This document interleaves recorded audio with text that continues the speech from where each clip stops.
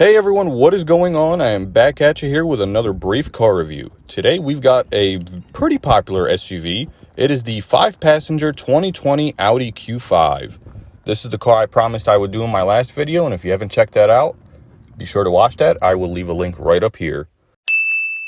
And this is a very, very spacious SUV inside, as you'll see in a second. As we walk around, you've got these beautiful 18-inch wheels. Come around to the back. Very, very good looking car from the front and the back. Not too big, not too small, very practical.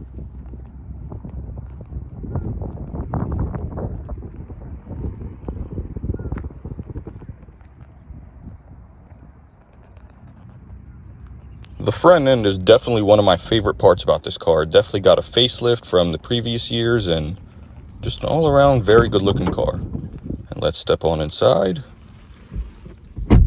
and start her up. This interior is actually very, very good looking as well. Very elegant. Let's go to the temperature controls. Very standard. This is the fan speed. If you want to have the AC on or off. Your modes, different, air conditioning modes. As well as for the passenger side.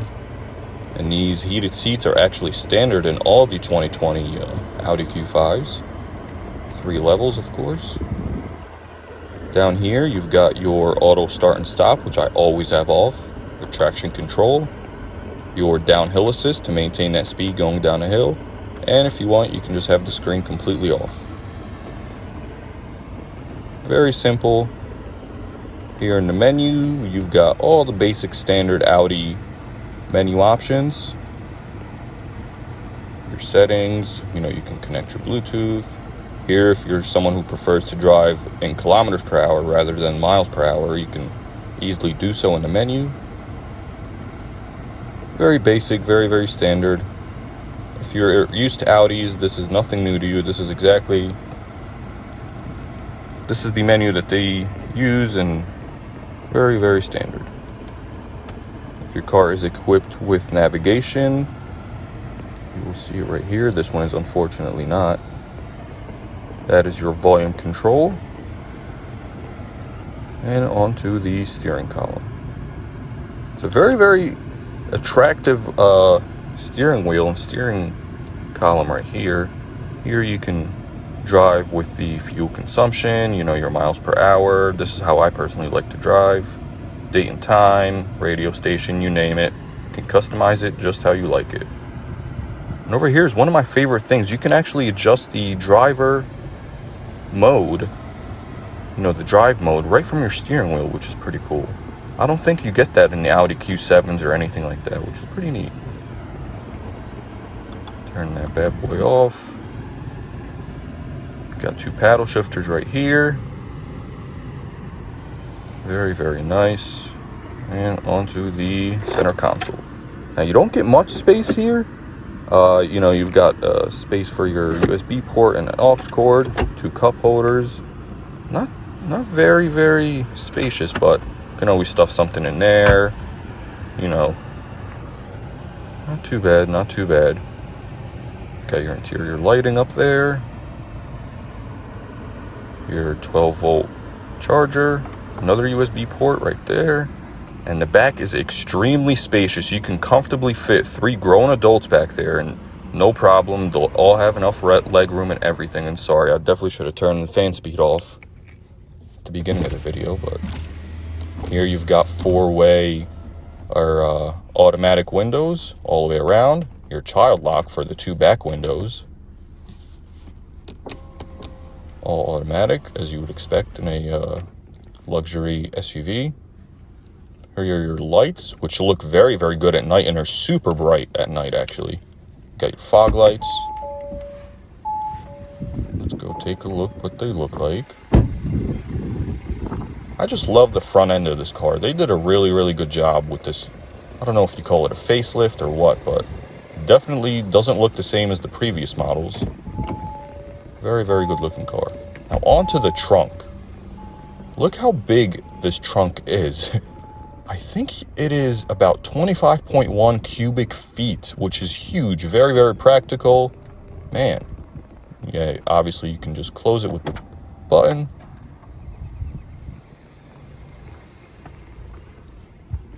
And let's give it a little rev here. Not too bad at all, to be honest. Not too bad. There we go. Very, very nice. Alrighty. And let's take her for a test drive. Drivability, it's really, really comfortable. I gotta say, I don't think it's as comfortable as like the BMW X5. I think it may be just as comfortable, if not maybe a little bit more than the Mercedes-Benz GLC class. You get really, really smooth downshifts. I mean, this car is brand new, but downshifts are really, really smooth. There's no lag. The car doesn't jerk forward or anything like that, but it's definitely a practical, nice, very, very nice, actually, premium crossover SUV by Audi. Very nice, especially for the price you're paying. And let's do a quick 0 to 60 test. We'll leave the AC on and just in regular comfort mode. Okay, not too bad, not too bad. But let's try this with AC off and in dynamic mode. There we go. Oh, let's put it in dynamic mode. Oh God, where is it? Where is it? Where is it? There it is. Nope, there it is. And let's hit it. Definitely feel a little bit of a difference just in dynamic mode and obviously with the AC off. Man, that is not bad. That is definitely under 6 seconds, I think.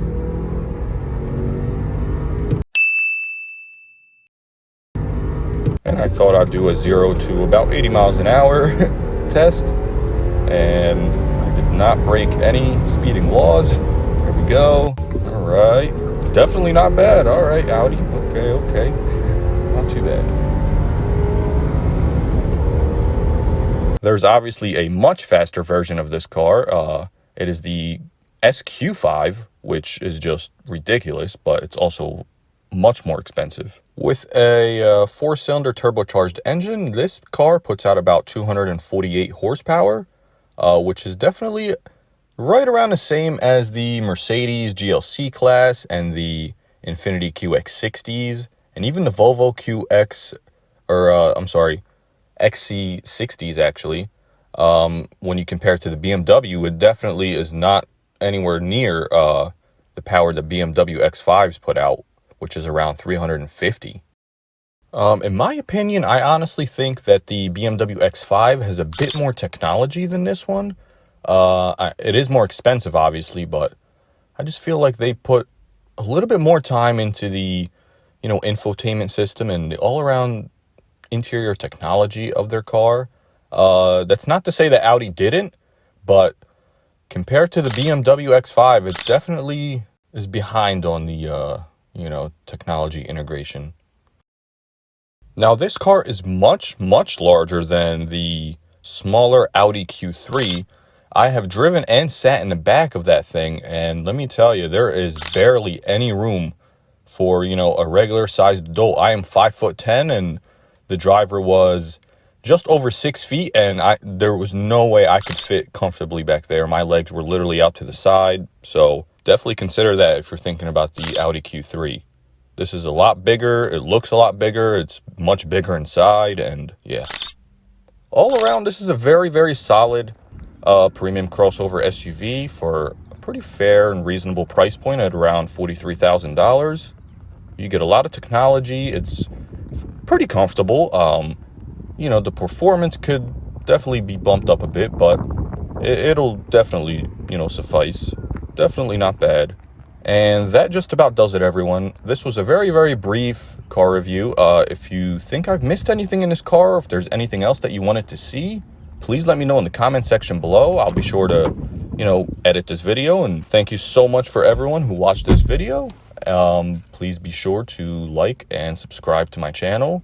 I am really trying to grow this channel, so a like would definitely be appreciated. Thank you so much and have a great day. Stay safe, everyone.